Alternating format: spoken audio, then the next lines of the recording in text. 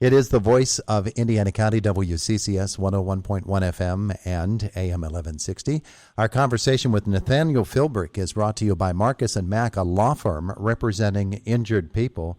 We first hooked up with him years ago when he put out a book called Why Read Moby Dick? And we've talked with him several times since then, and we get to talk with him now about a really, really interesting book called Travels with George in Search of Washington and His Legacy. Let's say good morning to Nathaniel Philbrick. Hi there.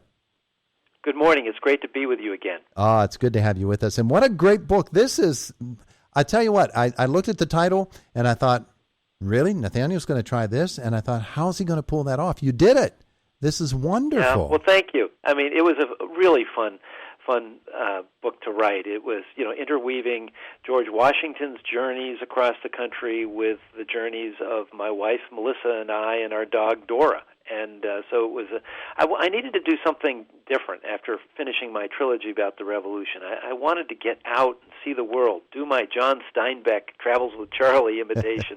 And so this book was a different change of pace, a much-needed change of pace, and yet, a really fulfilling research experience and writing experience. And you tapped into the old George Washington slept here thing, too, didn't you?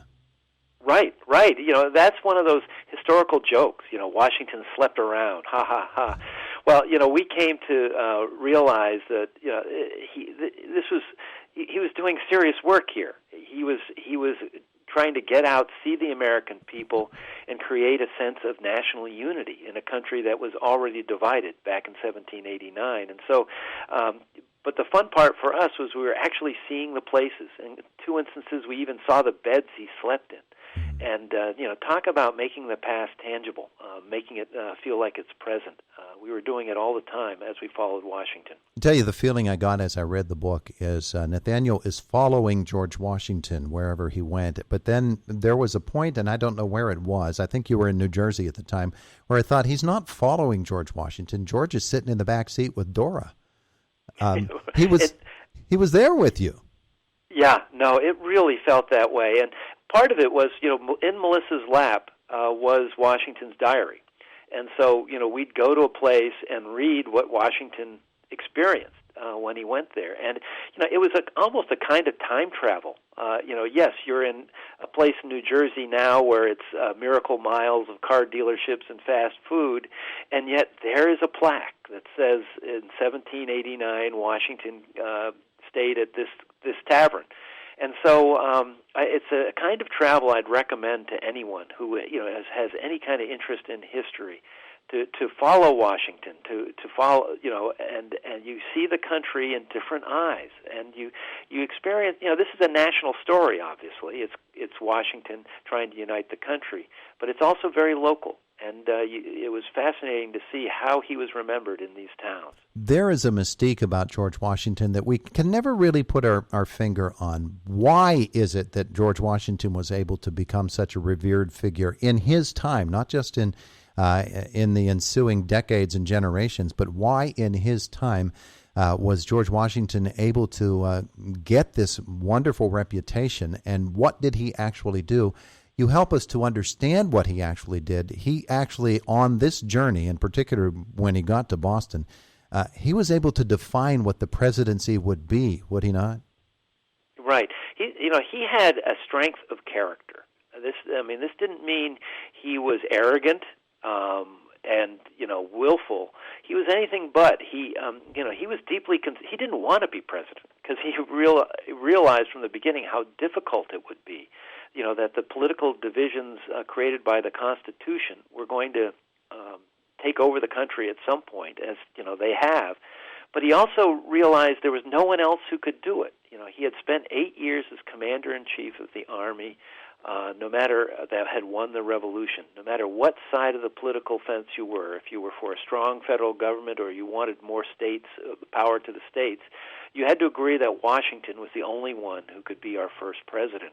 And so he had this gift, but he also wanted to use his star power, if you will, not to create a personal dynasty, not to soothe his ego, but he wanted to use it to create a government that would ultimately transcend any specific leader. He wanted to create a government of laws. And so if he could use his popularity to show the people that there was a new reality, that there was something beyond their town, their state. There was now something called the United States of America, and united was the critical word. If he could do that, he would have been making a lasting contribution to his country, because a revolution is one thing. Establishing a long-term government is completely another. So many giants of the Founding Fathers, and each of them has what we now perceive to be their role in our history. But the dynamic between George Washington and John Hancock when Washington got to Boston really helps for me to define how it is that the presidency became what the presidency became, and where the states' roles and the states' leaders' roles actually fall into the American structure. Hancock and Washington, they had to work this out, and sometimes it wasn't pretty. Oh, yeah. I mean, today we take the fact that a president outranks a governor as almost laughably obvious. It wasn't the case in 1789 when Washington had become president. Up until then, the states had been where all the power was. The leader of the Continental Congress was just basically a figurehead, had no real power. And when Washington went on his New England tour, which was the first of his tours, he was not only listening to the people but instructing them in what this new order was. And when he came to Boston, John Hancock, who had been the president of the Second Continental Congress, was now governor of Massachusetts.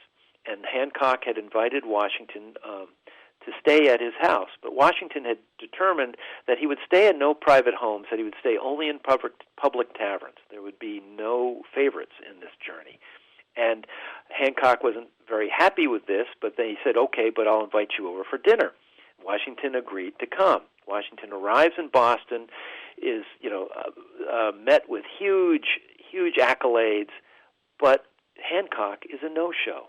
He claims the gout has flared up, and he's at home on his couch. Washington thinks, no, he's making a point here that you can't outstage me in my own state, that, as governor of Massachusetts, I am the most popular and powerful person here. So what does Washington do once he gets back to his quarters? He informs Hancock that he will not be able to attend dinner since Hancock did not deign to see him first. Hancock realizes he's grossly miscalculated, sends a letter of apology, and then with great ostentation is carried to Washington's quarters, saying, "I am, overcoming but death to see you. I am sorry." And Washington says, "Okay, that's just fine," and agrees to go to dinner. Point proven.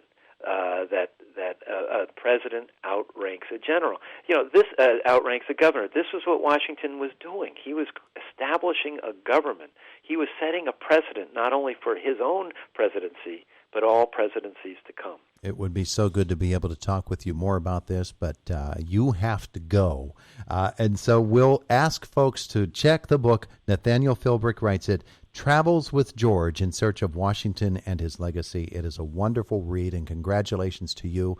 And thanks for taking Melissa and Dora along with you, because they're a big part of this book. Well, thank you. It was a great fun, and it's just really great to talk to you again. Nathaniel, we'll talk again. Thank you. Okay. Bye-bye. Bye.